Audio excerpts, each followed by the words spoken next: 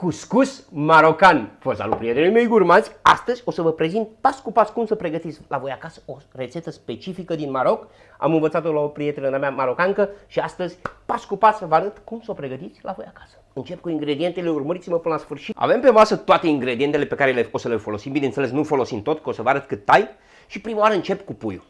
Eu astăzi o să-l fac cu carne de pui, deoarece cuscusul se poate face cu carne de miel, cu carne de vită, eu îl facem cu carne de pui. Și prima dată fiți atenți, aici într-un gastronel am pus apă, îi adaug sare, apă cu sare, așa, și spălăm puiul, puteam să pun ceva mai mare, în apă cu sare și lămâie. Fiți atenți, punem lămâie, astfel, lămâia scoate tot mirosul din carne. Și acum, după ce am pus lămâia aici cu apă, luăm puiul și lăsăm în apă cu lămâie și cu sare și îl spălăm. Puteți să lăsați cu o oră înainte, eu fac acum repede ca să vă prezint. Ștergem aici și continuăm cu celelalte.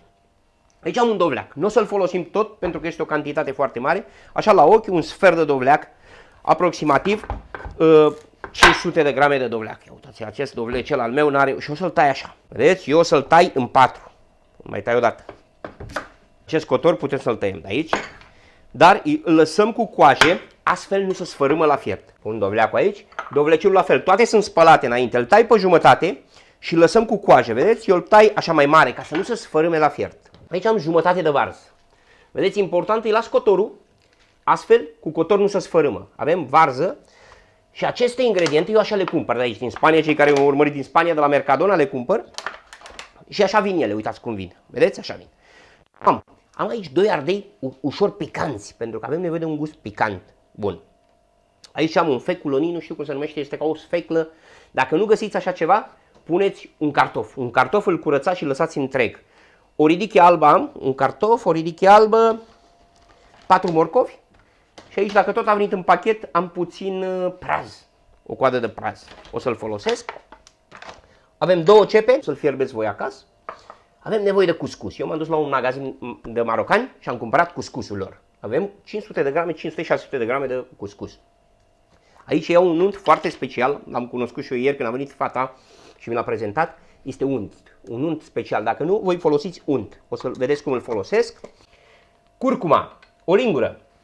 Am pus piper alb sau piper negru, o linguriță jumate după gustul vostru și aici ghimbir. Ghimbir la fel puteți spuneți o lingură, de jumătate de lingură, o lingură și dacă e nevoie mai adaug. Bun, altceva, verdeață. Am aici o mână de pătrunjel și puțin cilantru. Dacă nu, doar pătrunjel. Vedeți, eu le-am legat, că o să vedeți cum le folosesc. 3 roșii, pentru că în funcție de zonă, ca și în Maroc, ca și la noi acasă în România, fiecare le face diferit. Poate să pună, am văzut că se pune aici și scorțișoară. Am văzut că se pune și scorțișoară. Dacă fata n-a pus, nu pun nicio scorțișoară. Nu vrem să facem ce nu trebuie. Și n-a pus usturoi, dar eu folosesc și 4 căței de usturoi, pentru că mi-au libertatea eu să fac acest cuscus și în stilul meu puțin. Și ulei. Ulei, eu folosesc ulei de măsline. Puteți să amestecați ulei de măsline cu floarea soarelui sau ulei de floarea soarelui. Ce aveți voi la îndemână, nu e nicio problemă cu uleiul.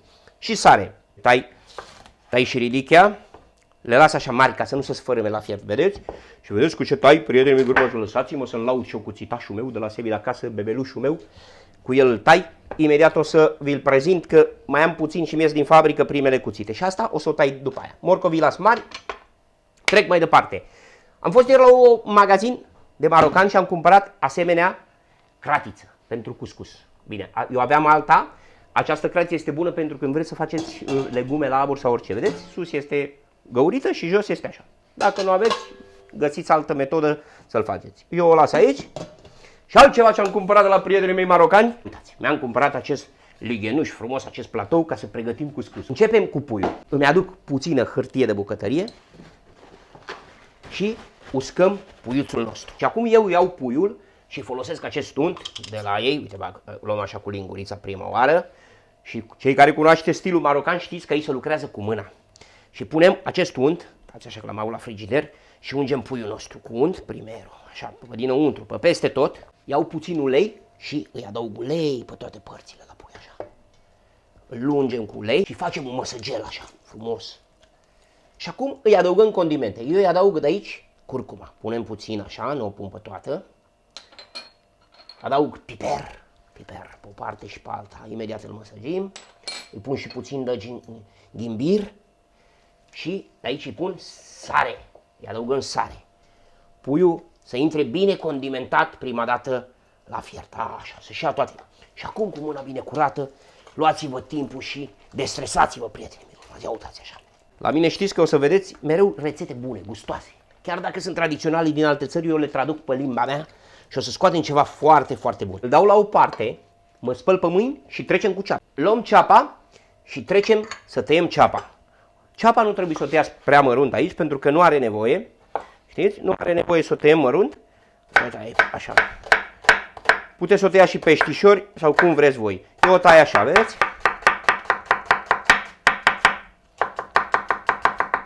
Bebelușul meu taie ceapa singur. Cum ce facem? Punem aici o cratiță la foc. Dau drumul la foc și adaug ulei. Ce am văzut eu, adăugau prea mult ulei, eu i-aș scoate un pic din cantitate. Adaug ulei așa cât să acopere fundul la oală și aștept să se încălzească uleiul. Îmi iau puiuțul nostru, întreg, v-am spus asta, îmi place mie să-l pun întreg și îl aranjez în cratiță, în ulei așa. Filmează aici, ia uite. Iau ceapa și adaug ceapa peste el așa, peste puiuț. Ceva ce n-a pus, dar eu o să folosesc astăzi pentru că mie îmi place, o să pun căței de usturoi. Pun 2 căței de usturoi aici cu ceapa și 2 o să-i pun la fiert.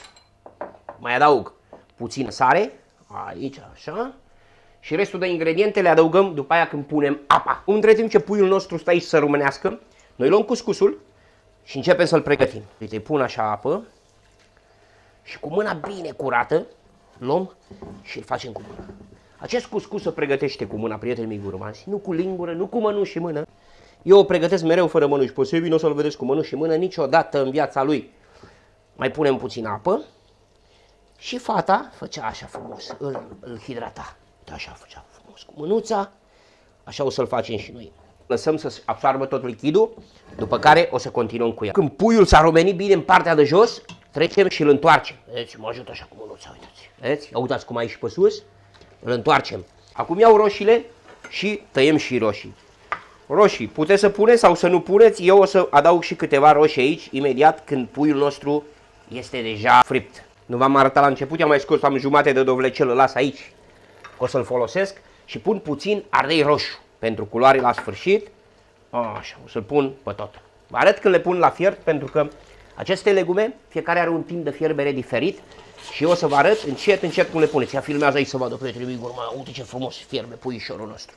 Când vedeți că puiul a luat textura dorită, dau focul mai tare și adaug apă rece și acopăr puiul cu apă rece, vedeți? După cum v-am spus, dacă vreți, puiul tăiați-l în bucățele, eu nu-l tai. Și acum ce îi adaug? Îi adaug prima dată verdeața mea, pătrunjel și cilantru, spălate bine, le pun așa ca să pot să le scot la sfârșit.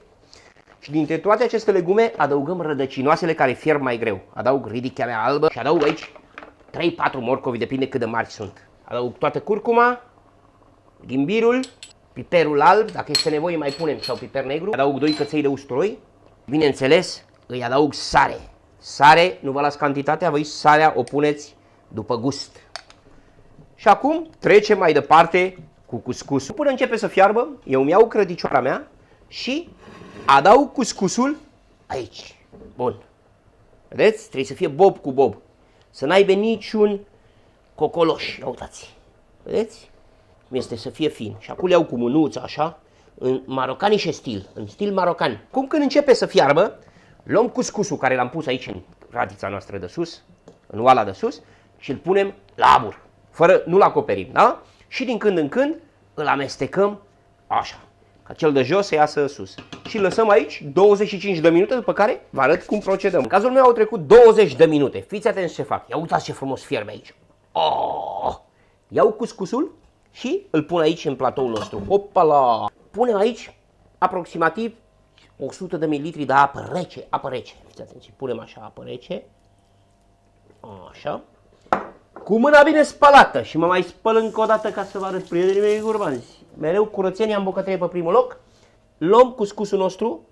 Aveți grijă că arde foarte tare. Deci eu rezist la căldură, dar m-a ars, m-a terminat. Și îl amestecăm. Așa. Îi mai pun puțin apă, că n-am pus 100 de mililitri. Așa. Îl lăsăm puțin să răcorească. Dacă nu cu o lingură și îl amestecăm. Vedeți, s-a răcorit un pic, el se umflă. Dacă nu cu lingura, dacă nu va arde, vedeți că arde foarte mult și se umflă și voi trebuie să facem să nu rămână nimic. Uitați, vedeți? Să nu rămână nimic. Îl facem așa, cu mâna. Îl punem înapoi. Am pus cuscusul și acum ce facem? Le luăm în ordinea timpurilor de fierbere. Iau dovleacul cu coaje, vedeți? Și îl băgăm aici înăuntru. Iau acești 2 ardei. Să ne lase puțin gust de picant, frumos, așa. Iau și ardei roșu sau verde. Ce aveți voi la îndemână, dacă vreți să-l puneți, dacă nu, nu. Îl punem aici să facem o supică frumoasă. Prajul, puteam să-l pun întreg, dar eu ce o să fac? O să-l tai așa în rondele mici.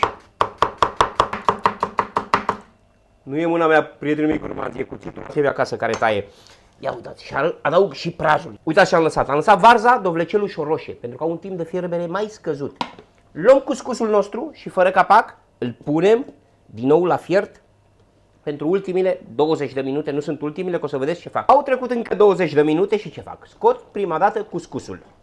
Și cuscusul îl pun aici. Și acum un pas opțional pe care îl fac, pentru că mie așa îmi place. Scot afară puiul. Repede aici. Perfect. Imediat o să trec eu la cuptor. Acum adăugăm toate celelalte ingrediente. Adaug varza.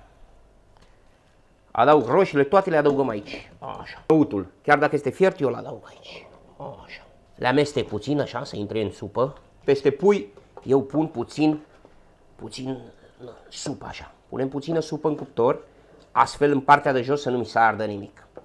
Și acum introduc puiul meu să se rumenească în cuptor la 220 de grade, îi dau temperatură tare. Zilele trecute l-am făcut la lemne, o bunătate.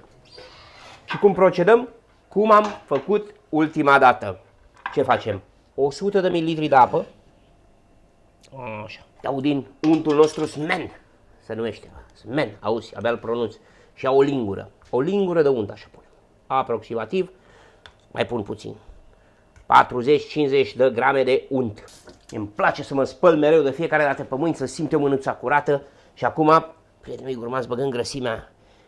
Acest cuscus este fierbinte. La la, se bilică, ia-l cu o linguriță, așa și ajută-te. Și ce n-am pus noi în el? Sare. Acum îi adăugăm puțină sare pe deasupra, așa.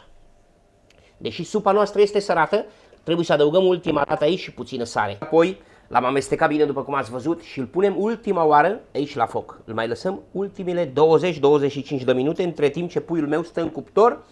Eu rămân cu voi să vă fac o mică recapitulare, prietenii mei gurmazi, ca să înțelegeți mai bine cum să pregătești această rețetă. Trecem la recapitulare pentru prietenii mei gurmanzi. Fiți atenți cum am început, ca să vă faceți o idee. Am luat prima dată puiul, după ce l-am spălat bine, l-am lăsat în apă cu lămâie și cu sare, l-am uscat și i-am făcut un măsăgel așa frumos cu unt. Untul care îl folosesc, acest unt, este sărat, un unt sărat. L-am măsăgit cu unt, cu curcuma, cu piper, cu imbir și cu sare. L-am măsăgit bine, l-am lăsat puțin să relaxeze. Într-o oală am pus ulei.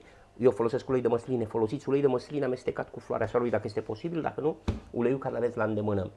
Am lăsat puiul împreună cu ceapa să se prăjească puțin pe o parte și pe alta. După aia, înainte să ardă, i-am adăugat roșiile, să-și lase puțină zeamă, să se nebușească în zeama aia. Foarte bine. În tot acest timp, ce am făcut? Am luat cuscusul și l-am hidratat cu apă rece. Uitați cum l-am făcut, cu mâna așa frumos, l-am lăsat să hidrateze bine, am pus aproximativ 250-300 ml de apă să hidrateze. După care am acoperit puiul cu apă, am adăugat prima dată rădăcinoasele care au un timp de fierbere mai îndelungat, le-am lăsat întregi ca să nu se sfărâme și când au început să fiarbă am luat cuscusul și l-am pus deasupra. După care, ați văzut, la fiecare 20 de minute am scos cuscusul, l-am pus aici în tava mea, un pic de apă rece, l-am amestecat bine și l-am pus înapoi. Din când în când eu am adăugat dovleacul, am adăugat varza după timpii de fierbere. Puteți să le adăugați, dar nu le adăugați de la început pe toate pentru că dovlecelul sfărâmați pe tot. Le-am pus așa frumos și acum am scos puiul la sfârșit. E un moft al meu, că am văzut și fata l-a făcut foarte frumos iese. Am scos puiul și îl bag la cuptor să rumenească, să-i dăm o față frumoasă, ca să facem o prezentare frumoasă. Prietenii mei gurmanți, că nouă ne place să mâncăm bine.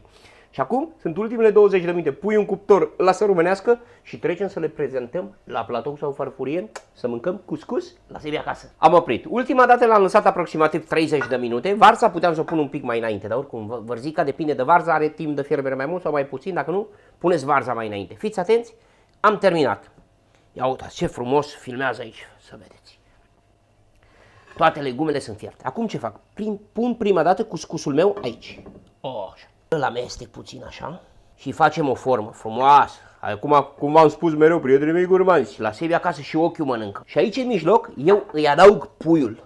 Îl iau pe tot așa, s-a făcut puiul, știți cum? Se rupe la ochi. La ochi mi se rupe puiul, l-am pus așa.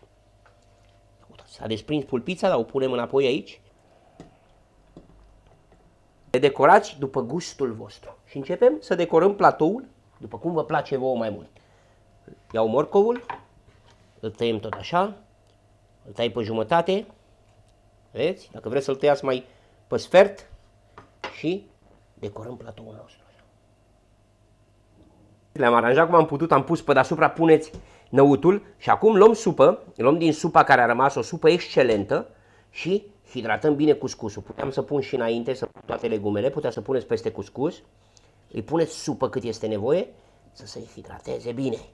Și dacă vă rămâne supă, o puteți folosi la un pilaf, la tot ce vreți voi, are un gust extraordinar, dați gustul după voi. Gata, nu prea multă, cuscusul trebuie să rămână, când îl strângeți, ați văzut, stați să vă arăt un pic, vă las un video aici să vedeți cum mânca prietena mea marocancă. Le ia cu mâna, îl face așa pifteluță în gură și mănâncă fiecare în stilul lui, respectăm pe toată lumea. Prietenii mei gurmanzi, aici vedeți cuscus marocan la serie acasă, vi l-am prezentat pas cu pas, este o bunătate, bineînțeles, ingrediente bune, mâncare bună, cum v-am spus și puțină dragoste în plus, o să mâncați ceva bun mereu la voi acasă. Nu uitați unde v-ați aflat, să iubiți și ne vedem într-un nou video, prietenii mei gurmanzi. Bye, bye, probați cuscus marochi, bye, Sebi. Mă duc la masă, că mă așteaptă prietenii mei gurmanzi. Suntem vreo 7, 8, 9, 10, 15, nu știu câte suntem azi.